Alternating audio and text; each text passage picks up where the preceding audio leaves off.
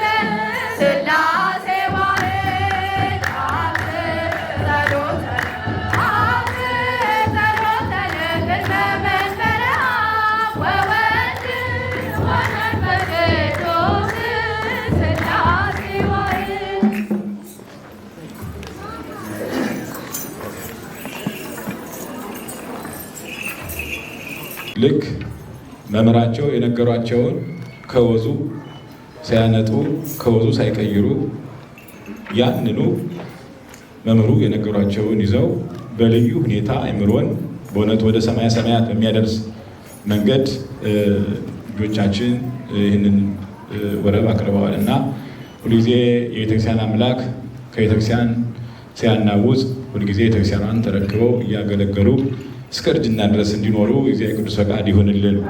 ያስተማሯቸውንም መምህራችንን የኔታ ቀለሙን እግዚአብሔር አምላክ ሁልጊዜ የሚናገሩትን የሚያስተምሩትን ሁሉ በልጆች አእምሮ በልቦች ልቡና እየተዘራ መልካሙ ፍሬ እንዲያፈሩ እንዲሁ ከቦታው ጋር ረጅም ዘመናትን ሰፊ ወራትን አድሎ እንዲያኖርልን ቅዱስ ፈቃዱ ይሁንልን። እግዚአብሔር ይባርካችሁ፣ ጽናታቸው ይመርቋችኋል፣ ይባርኳችኋል። እዚሁ በመቀጠል ሁላችሁም በዚህ የተሰበሰባችሁ በውስጥም ያላችሁ ምዕመናን እንደ ዛሬ ሁሉ ለዓመቱ በሰላም ያድርሰን። ወደ ብፁዕ አባታችን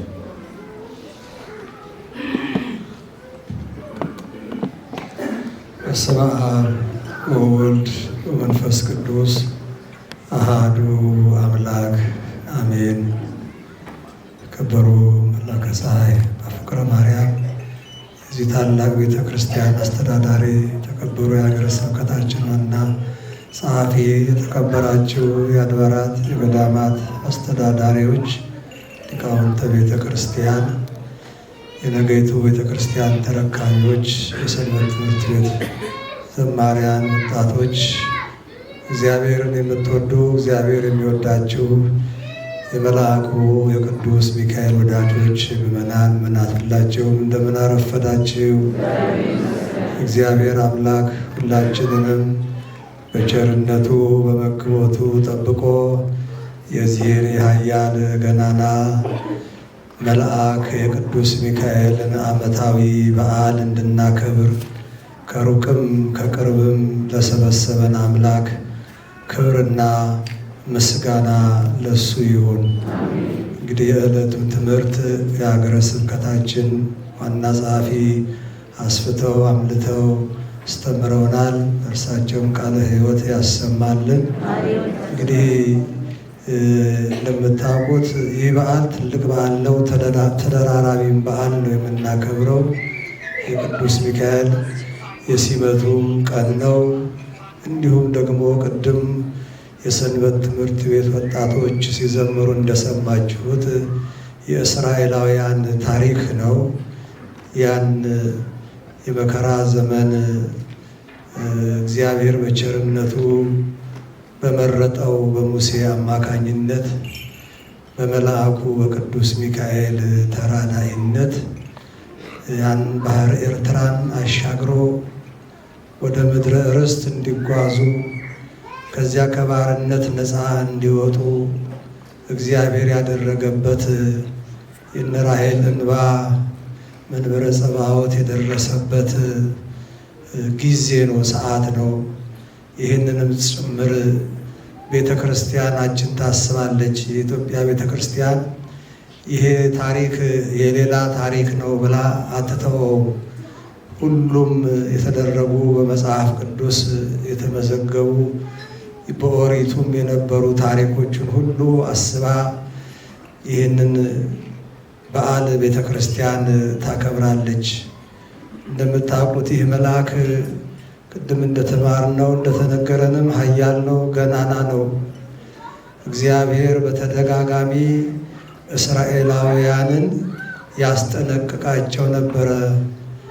በመልአኩ ከፊታችሁ የሚሄደው መልአክ በደመና ቀን በደመና ሌሊት በአምደ ብርሃን ይመራቸው የነበረው መልአክ ተጠንቀቁ፣ በፊቱ ኃጢአት አትስሩ፣ ክፉ አትስሩ፣ ክፉ ከሆናችሁ ኃጢአት ከሰራችሁ ይቅር አይላችሁም እያለ በሙሴ አማካኝነት እግዚአብሔር በተደጋጋሚ ተናግሯቸዋል። ይሄ የሚያሳየን የመላእክትን ክብራቸውን ነው፣ የመላእክትን ጸጋቸውን ነው የሚያሳየው። እንኳን መልአኩን አይደለም የእግዚአብሔር ልጆች የእግዚአብሔር መልአክ የሚጠብቀውን ሰው ነው የሚለው በቅድም በተነበበው በቅዳሴ ጊዜ በወንጌሉ በማቴዎስ 18 ላይ ከነዚህ ከታናናሾች አንዱን እንዳትንቁ ተጠንቀቁ። ምክንያቱም ምንድነው አለ? መላእክቶቻቸው በእግዚአብሔር ፊት የሚቆሙት መላእክት ከነሱ ጋር ስላሉ ለሰዎቹ ጥንቃቄ እንድናደርግ። ለምን? የሚጠብቃቸው መልአክ አለ፣ አስፈሪ መልአክ አለ፣ ገናና መልአክ አለ። የእግዚአብሔርን መልአክ እግዚአብሔር አሁን በቸርነቱ ስለጋረደን እንጂ የመላእክትን ፊት ማየት የሚችል የለም። አስፈሪ ነው፣ አስደንጋጭ ነው። በብርሃን የተሞሉ ናቸው፣ ፈጣን ናቸው። እኛ እንግዲህ ይሄንን መልአክ ይዘን ወገኖቼ እንደምታዩት ግን የልባችን መሻት ገና አልተፈጸመም። ለምን ይሆን? እስራኤላውያን ያንን በረሃ 40 ቀን ነበረ፣ የ40 ቀን ጉዞ ነበረ። በመልአኩ እየተመሩ በሙሴ እየተመሩ ጉዞ 40 ቀን ነበረ። እግዚአብሔር ግን ምን አደረገባቸው? 40ውን ቀን ወደ ምን ቀየረው? 40 ዓመት አደረገባቸው። የስደቱን የመከራውን የጉስቁልናውን ጊዜ አረዘመባቸው። ያለ ምክንያት አይደለም። ልባቸው በእግዚአብሔር ላይ ስለሸፈተ ነው። ልባቸው ተመልሰው የፈርዖንን ቤት ይናፍቁ ስለነበረ ነው። ባርነት ይናፍቁ ስለነበረ ነው። በፈርዖን ቤት ጥለው የመጡትን የሚመገቡትን ሽንኩርቱን፣ ድንቹን፣ ሰላጣው፣ ቆስጣው ይናፍቃቸው ነበረ። ሌላ ነገር አያውቁም፣ አይማሩም፣ እውቀት የለም። ያው እየተደበደቡ በባርነት መስራት ነውና ምግብ ይናፍቃቸው ነበረ። እግዚአብሔርን ይበድሉ ነበረ። በዛ ሁሉ ድንቅ ነገር ተደርጎላቸው፣ ስለዚህ ጉዟቸው 40 ዓመት ሆነ። ወገኖቼ እኛ ኢትዮጵያውያን ንጉሳችንን አፍንን ከገደል 50 ዓመት አለፈን፣ 60 ዓመት ይመጣል። ከዚያን ጊዜ ጀምሮ ይኸው በመከራ ውስጥ ናት ኢትዮጵያ ያለችው። የመከራችን ዘመን ለምን ረዘመ? እግዚአብሔር ለምን ችላ አለን? እግዚአብሔር ለምን ተወን ብለን ማልቀስና ማዘን፣ ንስሐ መግባት ያስፈልጋል። አንዱ በሌላው ላይ ጣት መጠቆም አይደለም። ትውልዱ እየተበላሸ ነው። ተራጋሚ ተሳዳቢ ትውልድ እያፈራን ነው። ወገኖቼ እግዚአብሔር እንዴት አድርጎ ነው የሚሰማን? እግዚአብሔር እኮ ከአመፀኞች ጋር አይሆንም። እግዚአብሔር ከደም አፍሳሾች ጋር አይሆንም። እግዚአብሔር ከትዕቢተኞች ጋር አይሆንም። እግዚአብሔር ከፈርዖን ጋር አልነበረም። ትዕቢቱ መጨረሻ ላይ በውሃ ነው የተወሰደው፣ ስጥመት ነው የገጠመው። እኛም እናስብ ወገኖቼ፣ የእስራኤልን ታሪክ ስናስብ እኛስ ኢትዮጵያውያን ዛሬ መከራችን መች ቆመ?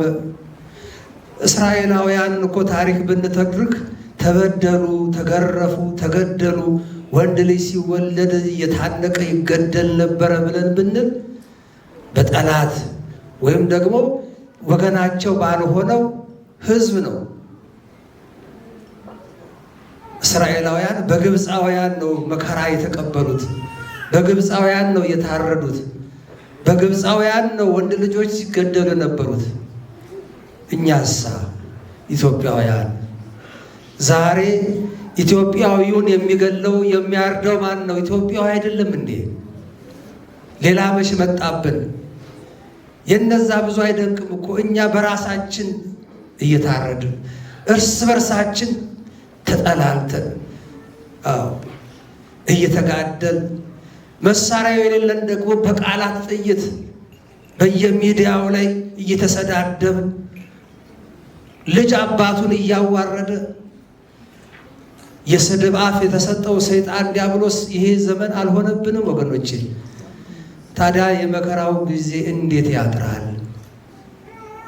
እንዴት ነው እግዚአብሔር ፊቱን የሚመልስልን? ይሄ የምህረት መልአክ ነው። ግን አታስቆጡት ተብሏል። የምህረቱን መልአክ አስቆጣ ነው የመዓት ይሆናል። መላእክት ለምህረትም ለቁጣም ለመዓትም ይላካሉ። ስለዚህ ዘመናችን እንዲህ መከራችንን የምናየው ወገኖቼ ፍቅር አጥተናል። ዛሬ እኛ እንደ እስራኤላውያን መና አይደለም የናፈቀን፣ ፍቅርን ነው የናፈቀን። የፍቅር መና ያስፈልገናል። ቅድስና ጎሎናል፣ ህብረት ጎሎናል፣ አንድነት ጎሎናል። ሁሉ ሌላውን ከሳሽ ነው ወገኖች። ከዚህ ካልወጣን እንዴት ነው የምንሻገረው? ይሄን መልአክ ይዘን እያለቀስን ነው እኮ። እናቶቻችን እያለቀሱ ነው። ህፃናት የማያድጉባት ሽማግሌ የማይጦርባት ምድር እየሆነች እኮ ነው። በገዛ ምድሩ ሁለተኛ ሶስተኛ ዜጋ እየሆነ እኮ ነው። ይሄ በማንም የመጣ ሳይሆን በእኛ በራሳችን መተላለፍ ነው። ስለዚህ ይህን የምህረት መልአክ እንለምነው። ዛሬም ታስፈልገናለህ።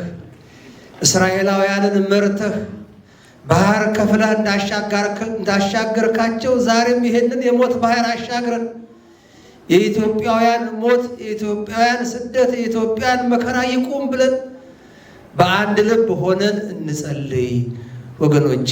በአንድ ልብ ሆነን እንለምን። እግዚአብሔር መሐሪ ነው። እግዚአብሔር ይቅር ባይ ነው። እግዚአብሔር የከበደውን ነገር ያነሳል። አዎ ለሱ እኮ ቀላል ነው። እኛ ግን መቼ ተገዛን? እኛ ልባችን ዛሬም በሱ ላይ እንደሸፈተ አይደለም ወገኖቼ። ስለዚህ ይሄ የምህረት መልአክ ዛሬም ለኢትዮጵያ ያስፈልጋታል። ዛሬም የሚፈሰውን ደም እንዲያቆምልን፣ ዛሬም የተሳለውን ሰይፍ ወደ ሰገባው እንዲመለስልን፣ ዛሬም ወንድማማቾች እርስ በርስ እየተጋደሉ ነውና የወንድማማቾችን ጦርነት እንዲያቆምልን እግዚአብሔር ለሁሉ ልቦናንና ማስተዋልን እንዲሰጥ መጸለይ ያስፈልጋል። እኛ ሌላ ኃይል የለንም፣ ሌላ መድኃኒት፣ ሌላ መፍትሄ የለንም። ወደ እሱ እንለምነው። አንተ መልአክ ትናንትና እስራኤልን የረዳህ አንተ መልአክ ዛሬም ቁምልን፣ ዛሬም ለኢትዮጵያ ቁምላት፣ ዛሬም ለኢትዮጵያ ለምንልን፣ ጸልይልን፣ አማልደን እንበለው። የእግዚአብሔር ወገኖች ምሕረቱ ብዙ ነውና አሁንም እግዚአብሔር በምሕረቱ ይጎብኘን፣ የኢትዮጵያን መከራ ያቁምልን። እግዚአብሔር ለሁሉ ማስተዋልና ልቦናን ይስጥልን። ደማቸው በከንቱ የሚፈሰው ወገኖቻችን ሁሉ እግዚአብሔር አምላክ ደማቸው እንደ ሰማዕታት አድርጎ ይቀበልልን። ለእኛም የንስሐ ልቦና ይስጠን። ይህ መልአክ የምህረት መልአክ ነውና ክንፉን በኢትዮጵያ ላይ ይዘርጋ። ይህ መልአክ የምህረት የበረከት መልአክ ነውና ዛሬም ለኢትዮጵያ ምህረትን ይቅርታን ከፈጣሪው ዘንድ ያሰጠን ያማልደን። እግዚአብሔር ይባርካችሁ፣ እግዚአብሔር ይቀድሳችሁ። በዓላችን ጥሩ ግሩም በዓል አክብረናል። ክብር ምስጋና ለእሱ ይሁን። ይህም ቤተ ክርስቲያን እያደገ ነው፣ እየሰፋ ነው። ብዙ ዕዳ ያለባችሁ ናችሁ። ይህንን ቤተ ክርስቲያን ዕዳ በአጭር ጊዜ ለመጨረስ ተግታችሁ ስሩ፣ ጠንክራችሁ ስሩ። መልአኩ ይረዳችኋል፣ ጻድቁ ይረዷችኋል። አንድነታችሁን አጠንክሩ፣ ፍቅራችሁን አጠንክሩ። እግዚአብሔር ከእናንተ ጋር ነው። ፍቅር ካለ ሁሉም ነገር ይኖራልና የፍቅር ባለቤት መድኃኔ ዓለም ሁላችንንም በፍቅሩና በቸርነቱ ይጠብቀን። የበረከት የአንድነት የሰላም በዓል ያድርግልን። ከመልአኩ ከቅዱስ ሚካኤል ረድኤት በረከት ያሳድርብን። የጻድቁ አባታችን የአቡነ ተክለ ሃይማኖት ረድኤትና በረከት አይለየን። አባታችን ሆይ ብለን ሊባርካችሁ በመንፈሳዊ ቡራኪ አክብራችሁ እግዚአብሔር ሊባርካችሁ በመንፈሳዊ ቡራኪ አክብራችሁ በሰላም በጤና በሕይወት ወደ የቤታችሁ ግቡ።